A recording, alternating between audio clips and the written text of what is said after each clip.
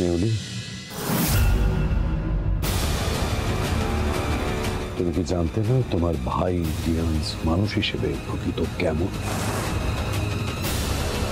নাকি সবকিছু জেনে শুনে আমাদের? না বাবা, আমি কিচ্ছু জানতাম না। আমি নিজেই শখটা, আমি ভাবতে পারছি না রিয়ান্স এতটা নিচে নামতে পারে। আমার মাথা কাজ করছে না। না মেহুলি, যথেষ্ট হয়েছে, আর ছড়ালে চলবে না। এবার আমাকে ভালো হয়েই থাকতে হবে। কন্ট্রোল করো নিজেকে মেহুলি, কন্ট্রোল করো। রশনি, তুমি আমাকে আগে কেন জানাওনি যে আমার ভাই তোমার সঙ্গে এরকম পাশবিক ব্যবহার করতো, এইভাবে টর্চার করতো, এরকম অকথ্য ভাষায় কথা বলতো? রশনি, তুমি আমাকে একবার বললে আমি ওর ঘাড় ধরে তোমার পায়ের কাছে এনে ফেলতাম। আগে কেন বলনি রশনি? তোমাকে তাহলে এত কিছুর মধ্যে দিয়ে যেতে হতো না। আমি সবাইকে কথা দিচ্ছি, আমি তোমাকে কথা দিচ্ছি রশনি, আমি রিয়ান্সকে এর জন্যে কঠিনতম শাস্তি দেব। তোমার আর ভালো লাগছে না রুদ্র, বাড়ি চলো, বাকি কথা বাড়িতেই হবে। বড় বউ, তুমি রোশনিকে নিয়ে এসো। দাঁড়ান,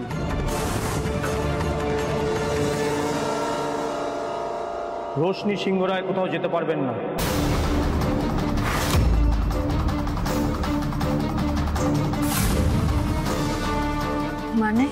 মানে ম্যাডাম, রোশনি সিংহরায় থানায় এসে পুলিশের চোখে ধুলো দিয়ে খুন করতে যাচ্ছিল।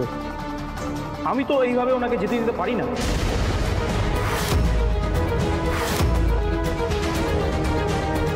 না, রশনি তো বললো, সবার সামনে সবটা বললো। রিয়ান্স রশনির উপর কতটা অত্যাচার করছে সেটা তো মেয়েটা নিজের মুখে বললো আপনাকে, তারপরে আপনি এই কথাটা বলবেন? সব শুনেছি, কিন্তু আইন বলে তো একটা ব্যাপার আছে। সাধারণ মানুষের তো আর আইন হাতে নেওয়ার কথা না। অফিসার, আপনি যা বলছেন একদম ঠিক বলছেন, কিন্তু তারপরও আপনাকে সিচুয়েশনটা বুঝতে হবে যে আমার বোন কতটা ট্রমার মধ্যে রয়েছে, ও কিসের মধ্যে দিয়ে গেছে এবং কিসের জন্য এই কাজটা করে ফেলেছে সেটা আপনাকে বুঝতে হবে। অফিসার, আপনাকে হিউম্যানিটি দিয়ে দেখতে হবে ওটা ঘটনাটা, ও কতটা কষ্ট পেয়েছে তারপর এইরকম একটা স্টেপ নিয়েছে সেটা বুঝতে হবে।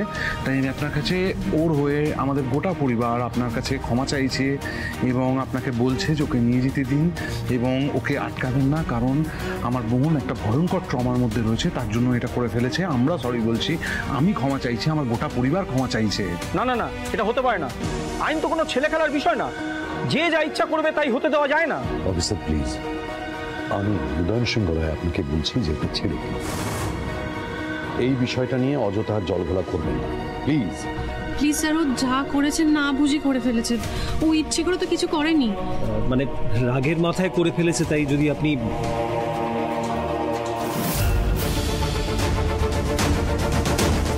অফিসার আমাকে অ্যারেস্ট করুন।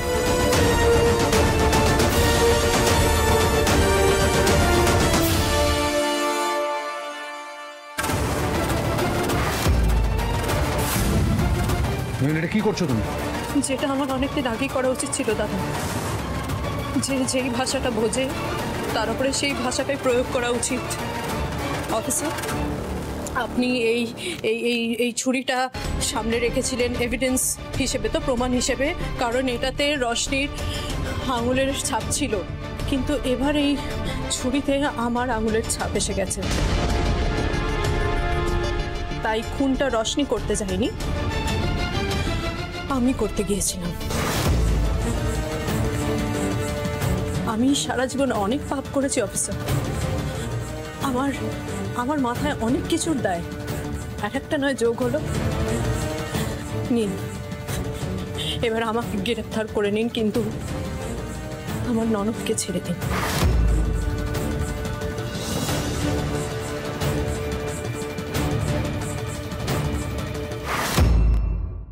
ছোট, এটা তুই কি করলি?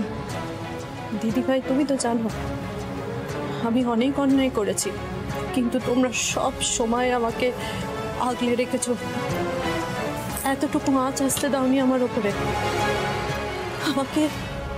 এইটুকু প্রতিদান দিতে দাও। আইনের চোখে রশনি অপরাধী হলেও আমরা তো জানি ওর সঙ্গে কত বড় অন্যায়টা হয়েছে। আর আমি কিছু না জেনে শুনে মেয়েটার সাথে দিনের পর দিন খুব খারাপ ব্যবহার করেছি। আমার পাপের বোঝা অনেক ভারী দিদি ভাই। এইটুকু করলে হয়তো আমার প্রায়শ্চিত্ত হবে না, কিন্তু এতটুকু আমাকে করতে দাও আমার এই পরিবারের জন্য, তাহলে হয়তো একটু শান্তি পাবো আমি।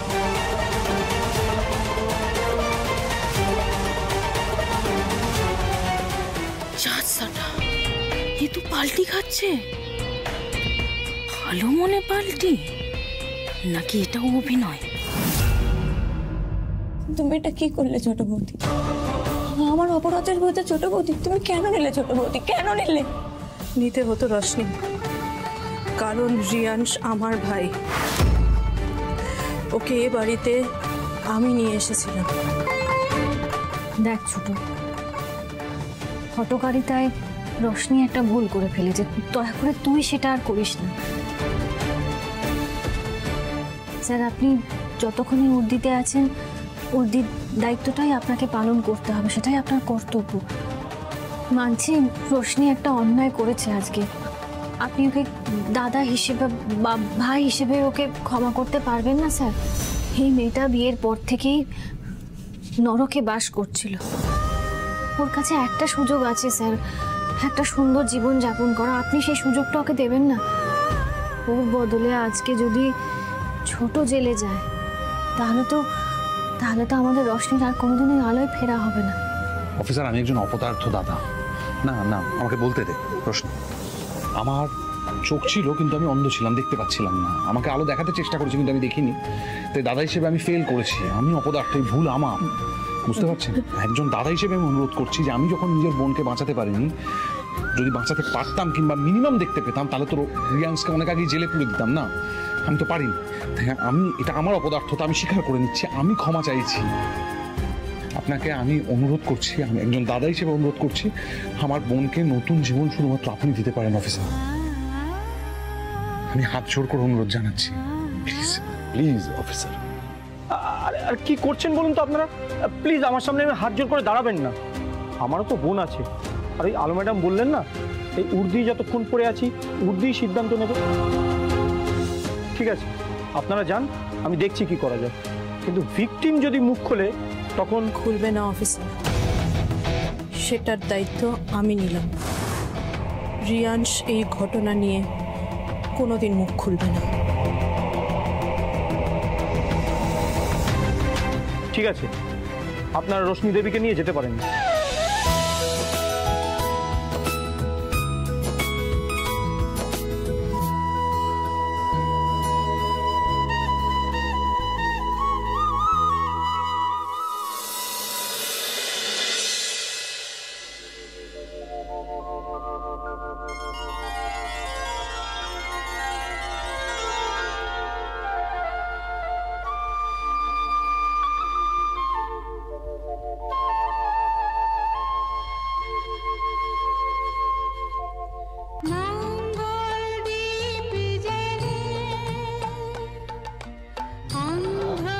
হ্যালো বাবা, তোমাকে কি সকালবেলায় গান গাইতে হলো?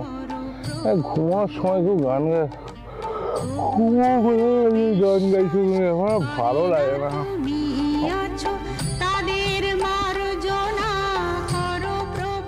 হ্যালো হ্যালো, তুমি এখানে তাহলে গান গাইছে কে?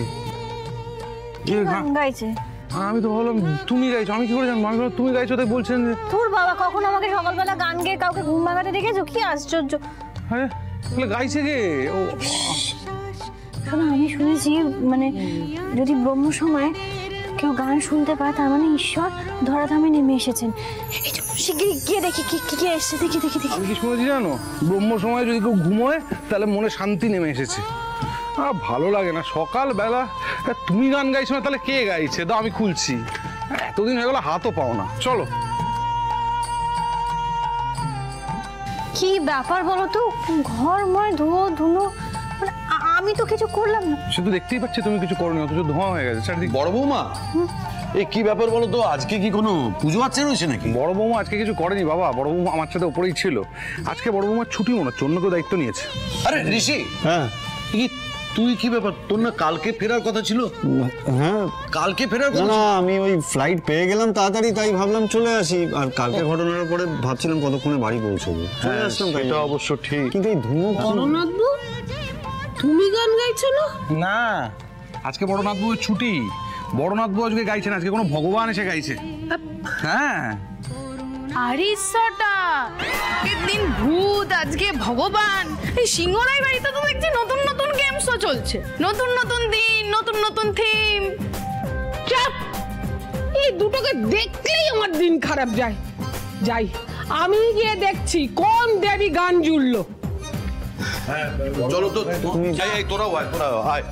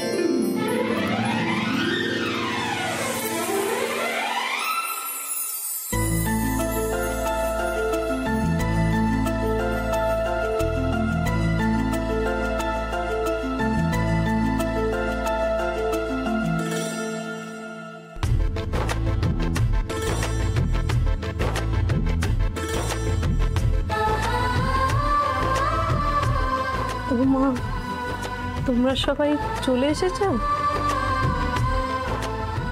বুঝতে পেরেছি, গান গেয়ে সবার ঘুম ভাঙিয়ে দিয়েছি তো।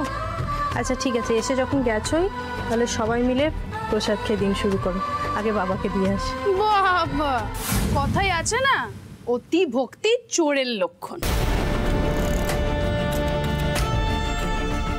বেবি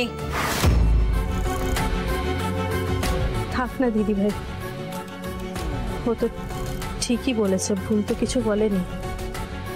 সত্যি তো, এতদিন আমি যেরকম ছিলাম, যা যা করেছি সেটা মনে রাখলে তো সবার মনেই হবে আমাকে এইভাবে দেখে যে আমি নাটক করছি।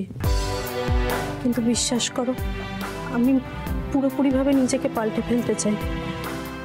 আমি ভেতর থেকে নিজেকে শুধরোতে চাই।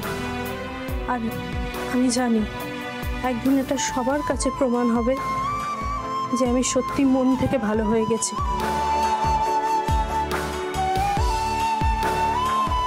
ছোট, তুই যদি সত্যি নিজের ভুলটা বুঝে নিজেকে শুধরে নিতে চাস, আর তুই যা করছিস সেটা যদি মন থেকে করে থাকিস, তাহলে বিশ্বাস কর এই বাড়ির প্রত্যেকটা মানুষের সাথে সাথে আমিও খুব খুশি হব।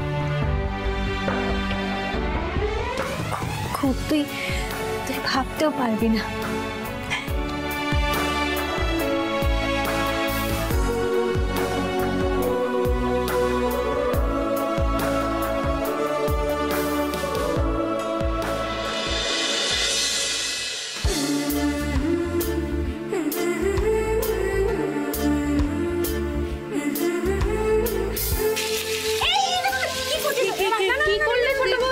কি করলাম?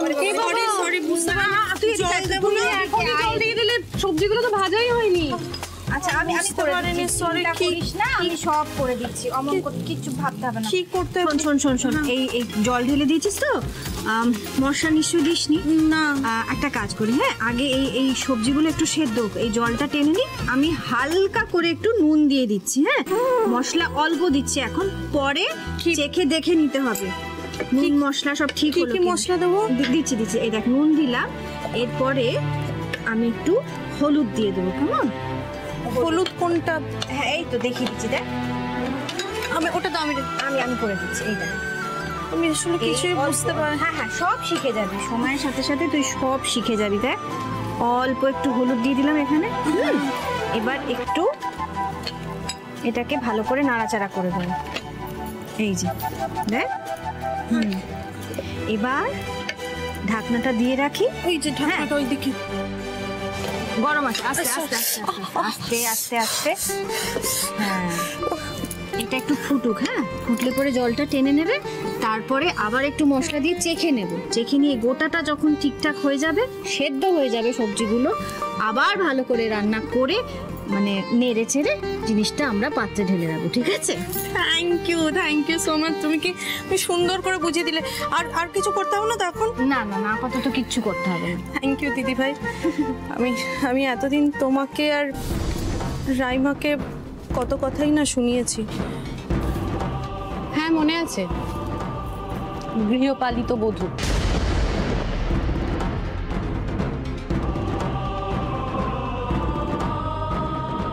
আর এই বাড়ির কাজ করার জন্যে দিদি ভাই আর রাইমার মতন গৃহপালিতা বধূরা তো আছে।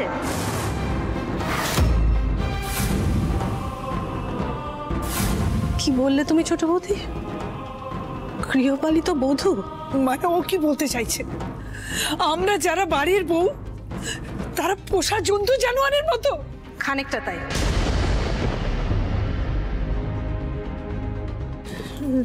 রাইমা, আমি এক্সট্রিমলি সরি, আমাকে প্লিজ পারলে ক্ষমা করে দিও না। সত্যি আমার ক্ষমা চাওয়া উচিত রাইমা। আমি ছোট বড় অনেক কথা শুনিয়েছি তোমাদেরকে। আসলে কি বলো তো, আমি এমনটা বাড়িতে মানুষ হয়েছি না, ছোটোর থেকেই খালি এটাই জানতাম যে যারা বাইরে যায়, বাইরে গিয়ে কাজ করে, মানে ওয়ার্কিং পিপল যারা হয় তারাই আসলে পরিশ্রম করে, বাড়িতে যারা থাকে তারা তো কিছু করেই না। আমাকে এটাই বোঝানো হয়েছিল। আমি আজকে বুঝতে পারছি আমি কতটা ভুল ছিলাম। দেখো, বাড়ির কাজ সামলানো, সংসারের কাজ দেখা, কত কিছু শেখার আছে। বাবা, বিড়াল বলে মাছ খাবো না, আষ্টবো না, কাশি যাব? কোন ঘাটের জল খেয়েছে এই মেহুলিটা কে জানে? শিখে যাবি ছোট, সময়ের সাথে সাথে তুই সব শিখে যাবি। ছোট বৌদি, তুমি কি সুন্দর নিজের ভুল বুঝতে পেরে নিজের ভুলটা স্বীকার করছো। আর এই বাড়িতে কিছু মানুষ আছে যারা নিজে ভুল করছে জেনেও সেটা স্বীকার করে না।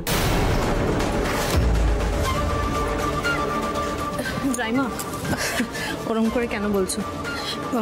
বলছি এই বাড়িতে একটা মানুষই ভুল ছিল, সেটা হলাম আমি। অনেক অন্যায় করেছি আমি। থাক বড় বৌদি, আমি দিয়ে আসছি।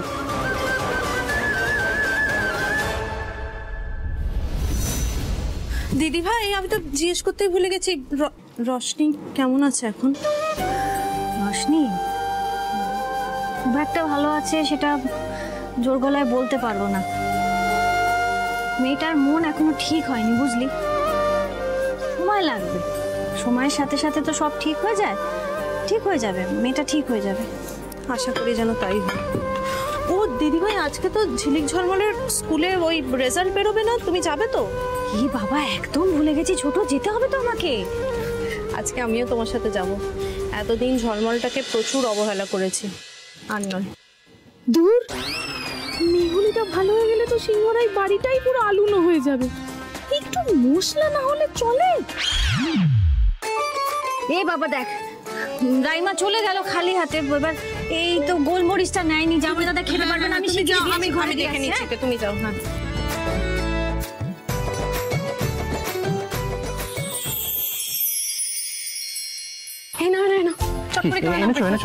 দাও। তুমি গোলমরিচ দাওনি? আমি তো গোলমরিচ ছাড়া খেতেই পারি না, কি মুশকিল। দাও দাও দাও, ভুলে গেছি, আমি এক্ষুনি নিয়ে আসছি। এই যে আমি নিয়ে এসেছি। থাক বড় বৌদি।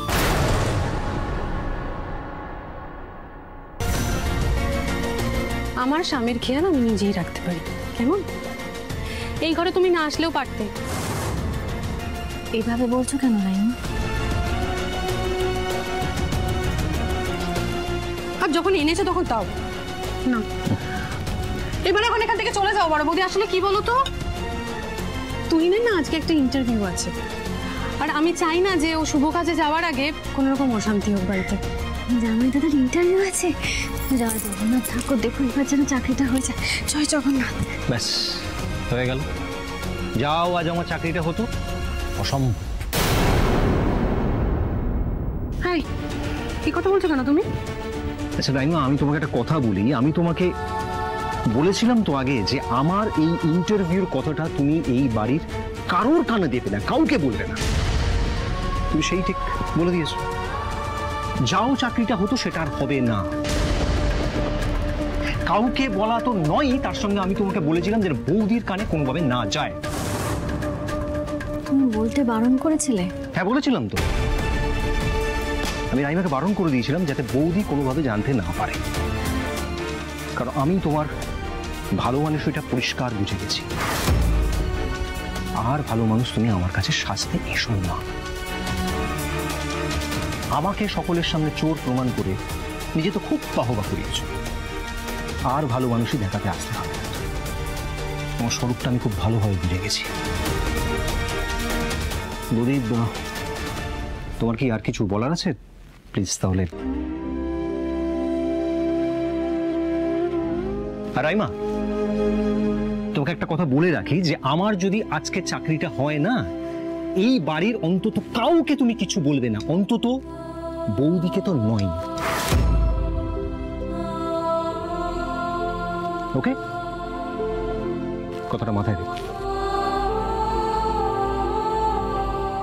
আমি জানি জামাই দাদা, আমার উপর তোমার বড্ড রাগ, কিন্তু বিশ্বাস করো, তুমি এই চাকরিটা পেলে সব থেকে বেশি খুশি আমি হব।